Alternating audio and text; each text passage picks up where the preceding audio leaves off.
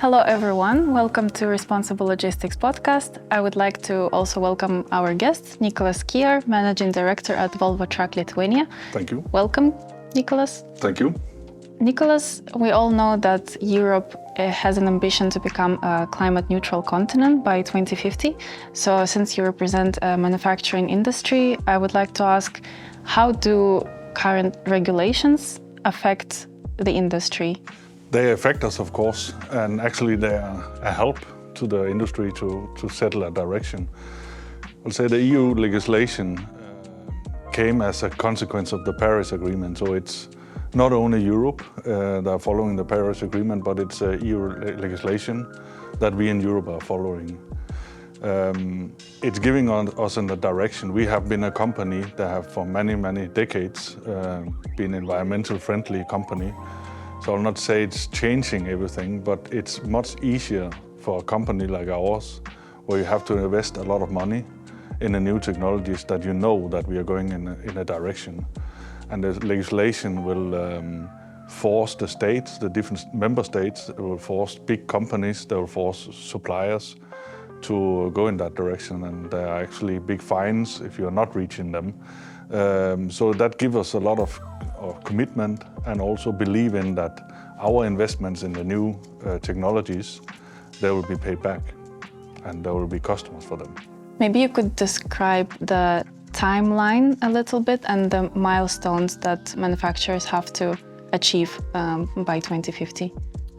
Yes, because it's actually interesting. Already next year in 2025, we will have the first step where we need to reach a 15% reduction of CO2 reduction. And those 15% we have already prepared and planned for. The long target is 90% in the EU regulation in 2040. As a manufacturer, we have said that we want to reach 100% because the trucks we will deliver in 2040, they will probably also, a lot of them drive still in 2050. A truck is driving more than a couple of years. And to be completely neutral, as the Paris Agreement is settling in 50, we need to already hurry up and reach the 100% target in 2040. So your plan is to become carbon neutral by 2040. What are some of the solutions that will help you achieve this goal? We are, as a first mover in the industry, have already delivered 5,000 electrical trucks as a Volvo truck supplier. And actually last week we reached 80 million kilometers with our electrical trucks. So we have already a lot of data and a lot of experience with our trucks. On top of that, we are improving the aerodynamic. We are having alternative fuels, for example, biogas, HVO, and etc. Yeah, you delivered 5,000 trucks, but what is the approximate plan for 2040? Are you going to go 100% electric? No, we're not going to go 100% electric. We have a plan that is split in three, we can say. We have the electrical trucks. They will be split in two, battery electric and then fuel cell electric. And the third one is that we will continue with our combustion engine. We have actually never invested so much in our combustion engine as we are doing today. And we really believe that there is no silver bullet for solving that challenge we have as an industry.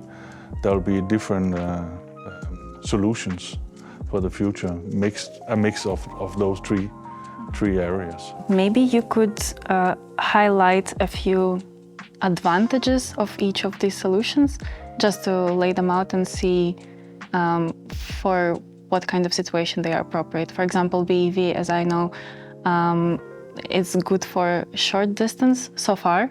There is a plan to develop that as well, as far as I know. But what about the other two solutions you described? Clearly, every solution will be developed over the next years. We are in the first stage. As said, we have delivered 5,000 trucks. We started in 2019 delivering medium-duty trucks. And we were the first mover on heavy-duty trucks already in 2022. And we see with that experience and the experience we are facing today that we are learning every day and our customers are learning every day. Yeah, the three solutions have different advantages. I will say the main trigger in that aspect and the reason we need to have three solutions is the supply of energy. There will not be any solution that can cover everything, both in energy supply, but also in production of the solutions. So therefore we need three solutions to cover everything. But correct, the battery electric is seen as a little bit shorter distance. Today we can go up to 300, effective 300 kilometers on full charging. The fuel cell solution that we are developing in a joint venture with the Daimler Group is seen to be going on a longer distance because the fuel cell solution is working with fueling hydrogen, and the hydrogen will be able to let the truck drive on electrical solution, also still electrical driveline, but with fueling the fuel cell, instead of having a battery, you will be able to have longer distance. And the combustion engine will still have its advantages as it has today. Less weight. Batteries are having a high weight. The fuel cells will also have space on the chassis. And then of course also the price. And there are some customers that are driving out in middle of nowhere where it's not possible to charge or fuel with hydrogen. Let's take an example, a timber truck driving out in the forest in Sweden or Finland or wherever it is. They will probably in the future have to drive with a combustion engine. But it's very important to say when we are then in the future talking about combustion engine, it will be with renewable fuel. And we just announced 2 weeks ago that we are now developing a hydrogen combustion engine. So we will, based on the same platform as a combustion engine, be able to use different fuels. So it will be an advanced version of what we already have now? It will be another solution, and most important, it will be a renewable fuel solution. Together with many other fuel solutions. There are today HVO, there are biodiesel, we are having biogas, we have natural gas today, but that can be replaced with biogas in the future. And all those solutions will come into one solution we are calling combustion engine. An engine as we are seen today, but of course developed and prepared for the future fuels. But speaking about electric trucks and also about alternative fuels, the infrastructure is yet limited.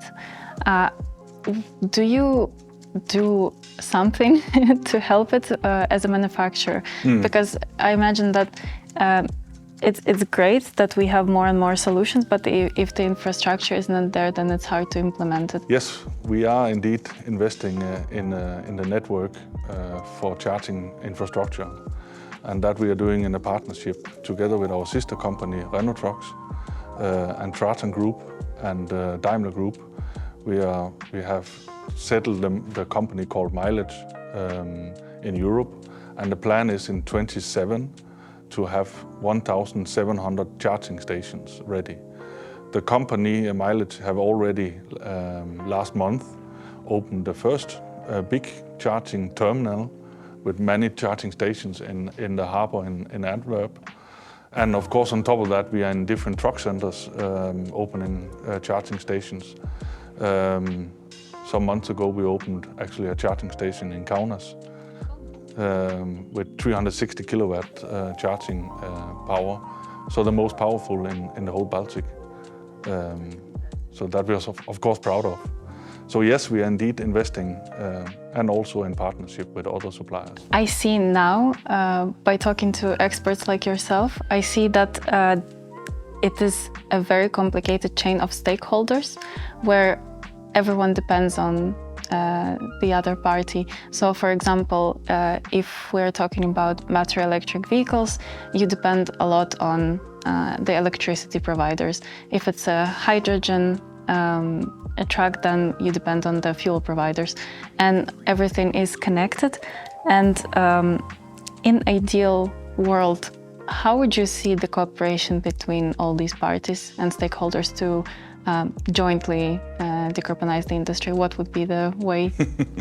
It's a very big question because it's very complex and everything's, where should I start? It starts from the consumers, it starts for those that are voting the politicians, that the politicians are taking decisions that... Because it also comes on the government level, right? It comes on the government level, definitely. We started talking about EU regulations. And then it spread it out, and also to the energy suppliers. And I already touched the reason we need different solutions is the energy supply. It's another advantages of being green is that we will be able to produce our own electricity in Europe and not dependent on other market, and we have to import oil or gas, for example. So that's another aspect. And with that development in energy supply, we will get a lot of windmills, solar panels, industry in the whole Europe. They will not be able to produce the electricity exactly when we need to charge our trucks, or the industry need electricity for the machines or heating or cooking or whatever we are using electricity in the future. So there will be sometimes an overcapacity and an undercapacity with that solution. And the good thing with the overcapacity is that the overcapacity can be used to produce hydrogen. And that's the reason there will come hydrogen on the market, to use that overcapacity. But how exactly does it affect hydrogen production? It means there will come hydrogen on the market, and also for better prices as we are seeing today. And that will level a little bit out the solutions between renewable fuel for combustion engine, hydrogen solutions and battery solutions. At the same time, batteries will of course also develop, and it's also a challenge to get so many batteries and especially get the materials for batteries. We are actually right now building a battery factory in Sweden, in Mariestad in Sweden. A huge factory, a big investment, and that is to secure the supply for ourselves and secure that the supply of batteries will come to Europe, together with a lot of other suppliers. Because shortage of materials can basically stop the production or disrupt it. It can disrupt, and you're not dependent on other markets. For example, China. Nothing wrong with that, but it's always better to have that. And we have seen lately with geopolitical situations that it's good to have that control ourselves. That's not the main reason we are doing it. It is to have the knowledge and the competences ourselves, but also secure the supply, because a lot of criticism, especially on the car industry, have been that, yeah, but where does all those materials come from? And that we are deeply monitoring down to the end supplier, down to the mining in Africa, for example, that we are getting correct materials with human rights aspects and those part also. So that's another part of the whole puzzle of stakeholders. It's a very, very big question. It's even longer than I expected then. If you monitor it from mining. It Yes. requires also a lot of transparency, I assume, and digital solutions. Yeah, and all that is under development, and therefore we will see development of the solutions the coming years, and we cannot deliver all solutions tomorrow. It will be step by step together with the other stakeholders, mining industry, energy supply, and etc. But for example, heavy-duty trucks manufacturers and carriers, the cooperation between these two parties is crucial because they deliver to end customers. So how would you see the ideal cooperation in that regard? Yeah, it's a kind of a triangle, as we have had many collaborations with our customers together with our customers' customers. And that triangle we need to anchor, because especially the battery solutions, they are completely different and different way of driving. You need to plan in a different way. But when you first have settled that, it's very, very efficient. We have, for example, with one customer, a solution where we now are per day driving 640 kilometers with a battery electric truck. And that's only done due to very deep cooperation, where we really have been together with all three parties and designed the transport together. And by that, then you can reach high mileage, first of all, without having low efficiency. And that cooperation between the three parties is very important if we want to succeed, because as you already can hear, this is a new world. It's a new way of driving, it's a new way of operating your trucks. So that knowledge each party needs to have. And we are saying we don't expect that customers are going in and buying 100% electrical trucks, but to be able to have success in the future, when all this will scale up on a bigger scale, and all politicians, all end customers, they will demand with legislation, with green waving and so on, they will demand in tenders for transport electrical trucks. Those that don't have that experience, they are lost. And those that have the experience, they will win the tenders in the future. So for us, it's very important to start that cooperation in a small scale. Our production is also in a small scale. We are delivering 150,000 trucks per year. And we have, in a couple of years, delivered 5,000 electric. So it's still in a small scale. But with that experience and that cooperation, we will together be ready to scale up when the market will scale up. And we are seeing the market will scale up in 26, 27 to reach the next level in the Paris Agreement in 2030. Because the next milestone is in 2030, where we need to reach 45% CO2 reduction. And you cannot reach that with solutions we have today. Because I imagine right now it seems like a risky investment to start working with battery electric vehicles, for example.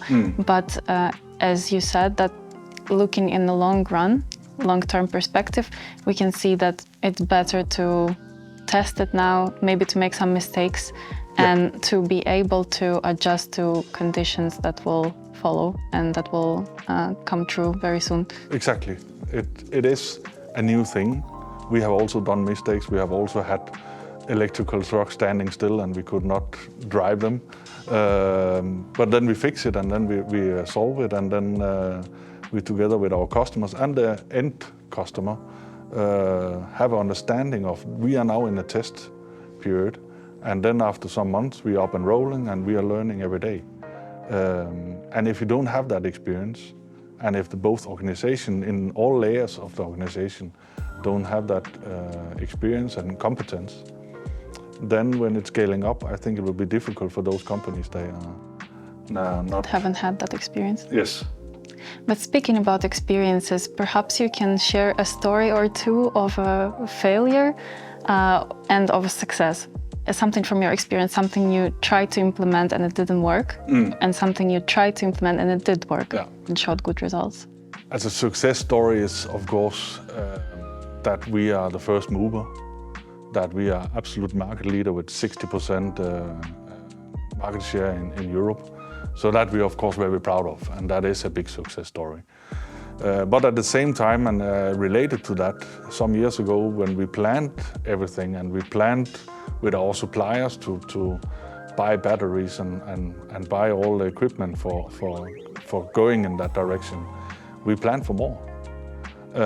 So we have not succeeded the plans we settled, and I'll not call it a failure because we are We are market leader, but it's a failure in convincing our customers and make this partnership with our customers' that we need to start to be able to be successful in the future.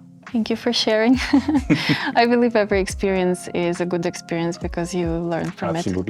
Absolutely. So let's talk about the future. Yes. How, in your opinion, the market itself will be developing in the next years by 2050? We are, as I said before, we are continuing with combustion engine development with renewable fuel, but the market share of combustion engine will be dropping step by step, but still be there and also be there in 2040, but on a smaller scale for special transports. And at the same time, the electrical solutions, both with fuel cells and batteries, they will then scale up step by step. And we are expecting in 2026, 27, that things will start to be more visible and the demand from the transport buyers will increase. Due to regulations, due to the EU regulations we need to reach, you cannot reach the 2030 plans by starting in 29. That's the logic behind our 27 plans and why it will step up dramatically there. But if we talk about the future, I think we can also look on a couple of facts of the present situation, because I just looked up the ACEA data and numbers. So in Europe right now there are 6.2 million trucks in circulation, and the average age is 13.9 years, so almost 14 years. So I think that even if we have new technology and new solutions coming up by 2050, there will be still a lot of old trucks running on the roads. So do you think that's an issue? It is, of course, a challenge and maybe also an issue at that time. But if we look a little bit backwards, it's not first time we have new regulations. We have had the European regulations, the norms from 0 to 1 and now Euro 6, and in the future there will come also the Euro 7 norms for normal diesel engines. There we have seen the same steps, and trucks are changed. They will be changed. They will be exported also to other markets and have the last years in those markets, and that will continue. And therefore it's important that we are settling the plans, and we have settled the plans of 100% CO2 reduction already in 2040 to have those 10 years to reach and make sure that we are changing the last trucks in those 10 years.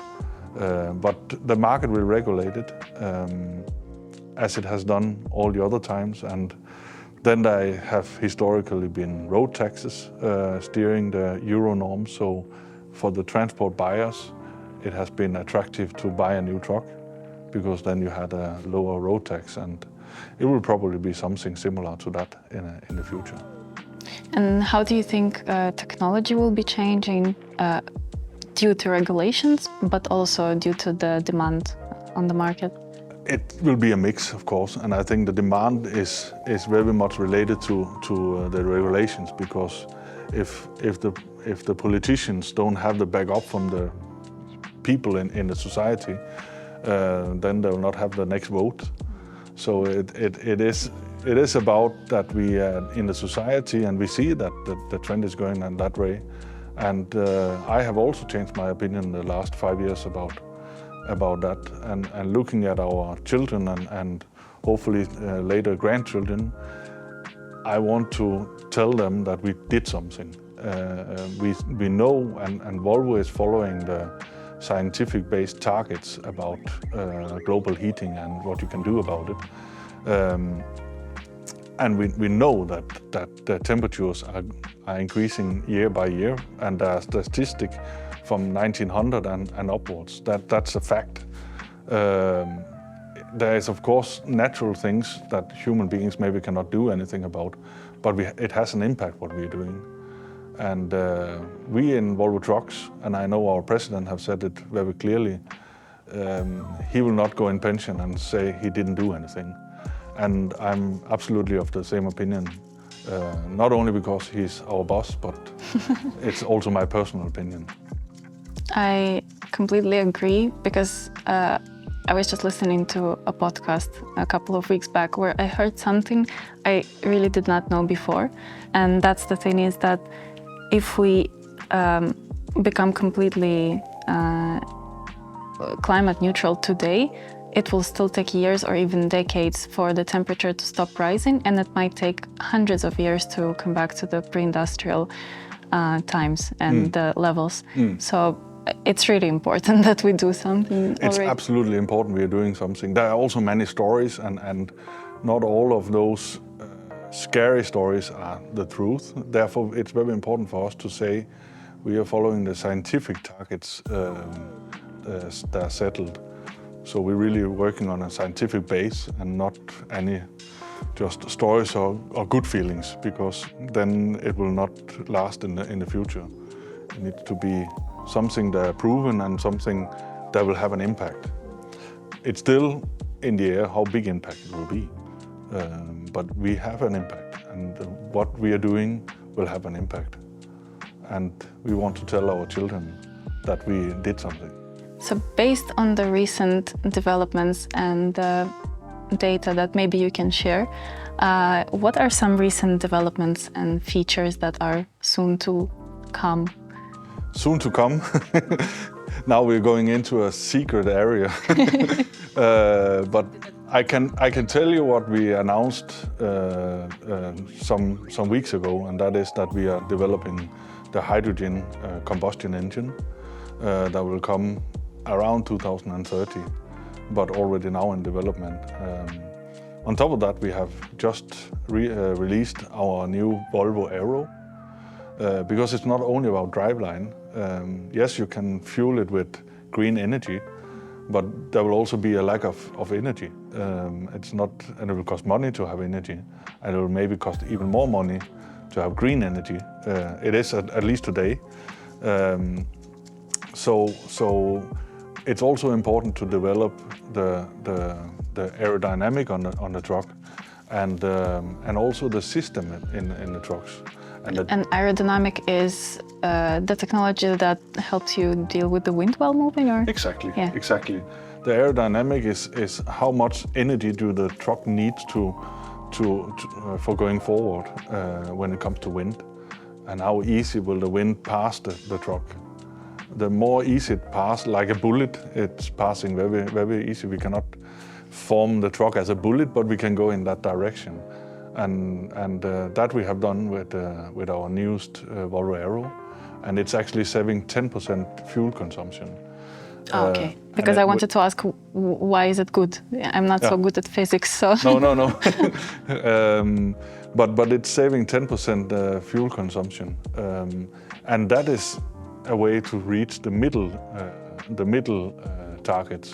For example, next year the 15%. It will be very important that we are getting those Volvo Aeros out on the street, and it will be important for us and for the society, because then we will automatically also, with saving 10% diesel, save 10% CO2. That's another way to work on decarbonization. It's at least a good step, and for the future it will also be good for the consumption of renewable energy or electricity or hydrogen, whatever solution our customer will use in the future. So if we're talking about the future, 2050 and later, what do you imagine the road transport would look like? What are some technologies we could implement at that point? It's far away, but if you think of what are the trends now? It is for sure, as I already mentioned, there will be more electrical trucks, both with fuel cells and batteries, and less combustion engines. But it's important for me to emphasize as a truck producer that there will still be combustion engines for special transport demands. On top of that, there will come autonomous trucks. And we have actually already today autonomous trucks in Europe and in America, driving with Volvo Trucks, autonomous trucks. We have one project They are now coming to the next stage in autonomous driving, and that is that we have succeeded to let them drive without a driver now, because in the beginning they were driving themselves, but there was still a driver in the truck. They're driving in a closed area, but they were driving them, and they are driving themselves. And the next step we reach now is that there are no driver any longer in the truck, but then they are monitored from the distance, and you can then monitor many trucks. So if one truck is stopping because it feels, based on the camera technology, that there is a danger, then they can look from the distance, know there is no danger, and then they can start the truck again or manually drive it out. So basically a driver could work remotely? Yes, and manage more trucks remotely. So that's the stage we are today. We have just released a truck for a test in the United States for the highways. That will also be driving autonomous in the beginning with a driver to secure everything is going. But then we have learned that, and he's not touching the truck any longer. And then the long term, and when you ask about 2050, I'm 100% convinced that there will be more of that type of transport. Probably not all, but it will definitely go in that direction. So since we're finishing with our episode, I would like to ask if you have any specific message you have for our listeners. I would say it's time to start. That's the most important. I feel we are a little bit behind as an industry for what is coming in the future. We are saying in Volvo that partnership is the new leadership. It's time to partner up. It's time for everyone in the industry to take the first step. Doesn't need to be a full step, but take the first step. And I believe everyone will be proud of that. Yes, it is right now an investment. It is more expensive, a little bit more expensive, and if you calculate it, it's only a little bit more expensive because driving with an electrical truck, you are more or less using 4 kilowatts for 1 liter diesel. And 4 kilowatts compared to 1 liter diesel, it's cheaper. So it's cheaper per kilometer, but it's a bigger investment. But still, in the end, the total calculation for driving, it is a little bit more expensive. It is an investment. But I believe if we don't invest in that as partners and suppliers of transport, then we will be behind in the future. And when really everything will ramp up, we are together a little bit behind. So it's time to start that partnership, be proud, and be able in 10 or 20 or 30 years to tell our children that we did it. That's a great message. Thank you so much, Nicholas, and thank you for joining us for today's discussion. Thank you. I would also like to thank our listeners for joining us for today's episode. If you would like to learn more about sustainability, please visit our website and follow us on social media. I will see you next time.